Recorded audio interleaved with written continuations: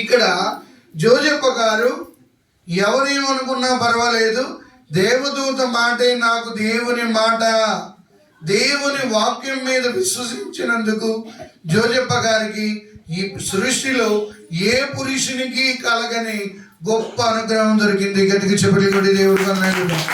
మానవులకు తండ్రిగా ఉండడం సహజం, కానీ దైవ కుమారుడికే తండ్రిగా ఉండడం అరుదైన అవకాశం, ఎ రేర్ ఆపర్చునిటీ.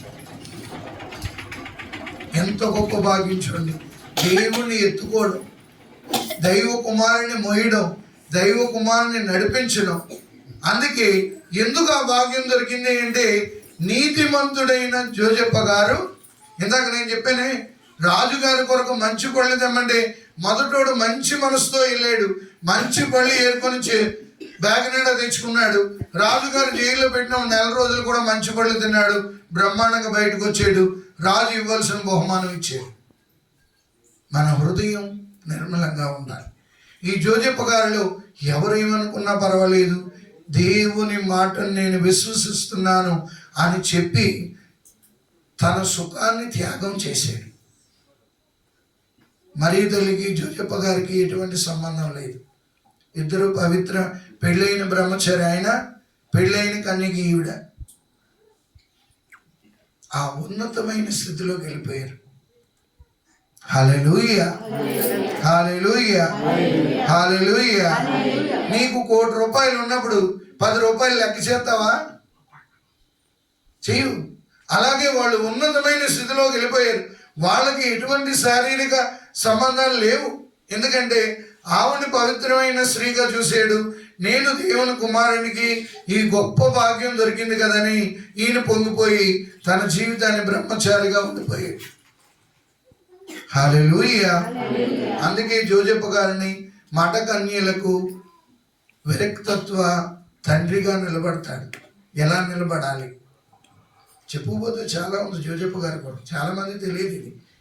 ప్రియమైన దేవుని బిడ్డలారా, ఇక్కడ నీతిమంతుడైన జోజప్ప గారు దేవుని చిత్తానికి విధేయించినందుకు దేవుని కుమారుడికి తండ్రిగా నిలబడి నీతిమంతుల క్రిస్మస్ చేశాడు.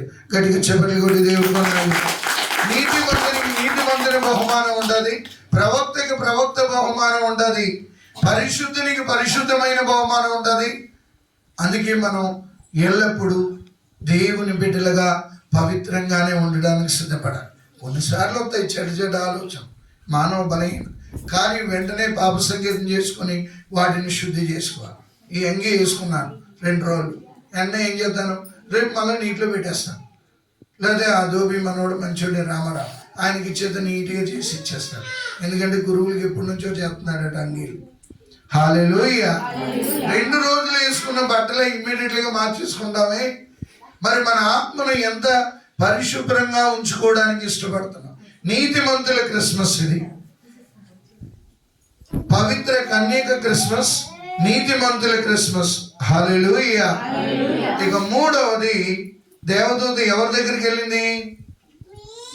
మా ఇంటికి రాలేదు ఫాదర్, ఎండపల్లి వలస రాలేదు, పప్పుడు వలస వచ్చిందా? గొల్లల దగ్గరికి వెళ్ళింది. హల్లెలూయా.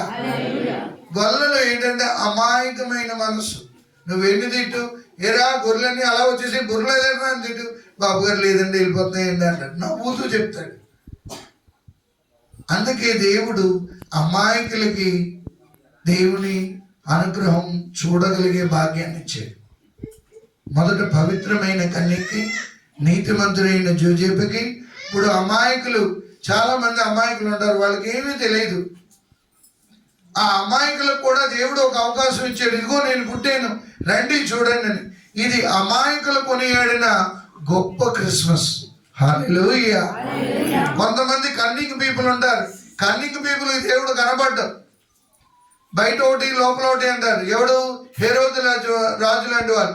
అందుకే హేరోదు బాలయేసును చూడకుండా చచ్చిపోయాడు. ఎలాగ చచ్చిపోయాడు? రక్తం కక్కుంటూ చచ్చిపోయాడు.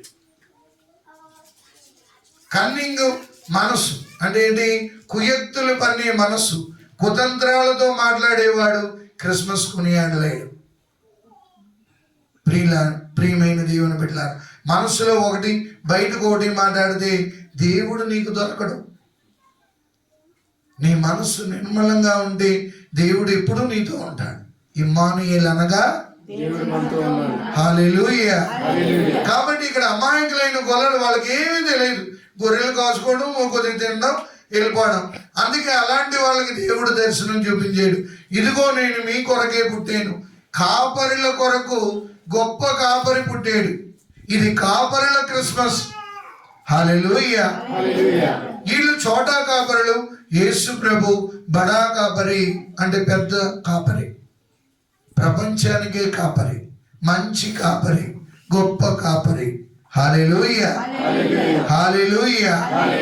సో అమాయకులైన వాళ్ళు ఎప్పుడైతే ఆ గొర్రెలకి దేవుడు ఇచ్చిన గొప్ప అవకాశం ఏంటంటే, వీడి మనం అంటాం చెడు వరే అంట అమ్మాయికి అలాంటి మోసం చేయకూడదు, పాపం తగులుతుంది అంటాం. అందుకే కీర్తన 18లో మనకి తీర్పు తీర్చేటప్పుడు కూడా దేవుడు మనం ఎలా జీవించామో దాన్ని బట్టే తీర్పు తీరుస్తాడట. కుయుక్తులు పనే వాళ్ళకి కుతంత్రాలుగానే మాట్లాడతాడట. దేవుడు కూడా ఎంత గొప్పవాడో చూడండి. కీర్తన 18 ఏంటి ఒకసారి. యేసువా వందనం, యేసువా స్తోత్రం, స్తోత్రం, ఆత్మదేవా వందనం. 5వ వచనం 24, 25, 26. కనుక ప్రభువు నన్ను సత్కరించెను. అవును. నా విశుద్ధ వర్తనమునకు తగినట్లుగా నాకు ప్రతిఫలం వస్తది. విశుద్ధ అంటే ఏంటి? పరిశుద్ధ. ఈ మాట జాగ్రత్త గుర్తుంచుకోవాలి. పవిత్రంగా ఉన్నప్పుడు పవిత్రమైన, ఇందాక చెప్పాను కదా, పరిశుద్ధులుగా ఏ స్త్రీ, ఏ పురుషుడు, ఏ కన్యక ఎవరైతే ఉంటారో వాళ్ళకి పవిత్రమైన బహుమానం ఉంటుంది. ఇక్కడ చూడండి ఆయన ఎలా చెప్తున్నాడు. 25. నీవు నీతిమంతుని పట్ల నీతిమంతులకి నీతిమంతుడుగా ఉంటాడు దేవుడు. తర్వాత ఉత్తముల ఎడల ఉత్తముడుగా ఉంటాడు. చూసారా దేవుడు ఎంత గొప్పవాడో. మనకి ఎలాంటి బహుమానం ఇస్తాడు? నీతిమంతుల పట్ల నీతివంతమైన తీర్పు తీరుస్తాడు, ఉత్తముడుల పట్ల ఉత్తముడుగా తీర్పు తీరుస్తాడు. తర్వాత పరిశుద్ధుల పట్ల పరిశుద్ధుడిగా ఉంటాడు. దేవుడికి పాపం అంటే ఇష్టం లేదు. పాపం అంటే దేవుడికి ఇష్టం లేదు. తర్వాత అదే అందుకే చెప్తాను, నువ్వు చేసే పని చేస్తే చేస్తానని చెప్పు, చేయకపోతే చేయలేను అని తప్పించుకో అని వెళ్ళిపో. అంతేగాని డబుల్ గేమ్ ఆడేవనుకో దేవుడు కూడా నీతో.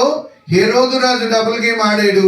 చివరికి రక్తం కక్కుకుంటూ మనశ్శాంతి లేక రాజు అయ్యుండి కుక్క సాగు చెప్తాడు.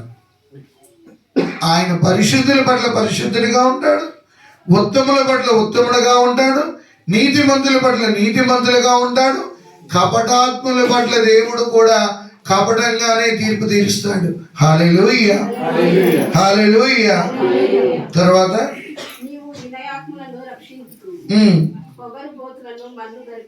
అది నీవు వినయాత్ముల పట్ల చాలా దేవుడు కూడా వినయంగానే ఉంటాడు. మనం ఎలా ఉంటే దేవుడు మనకు అలా కనబడతాడు. హల్లెలూయా. అందుకే ఇక్కడ నీతిమంతుడైన యోసేపు కలలో దేవదూత కనబడిపోటికి, నీ చిత్తం ప్రభువా, నేను ఇలా ఉండమంటావు,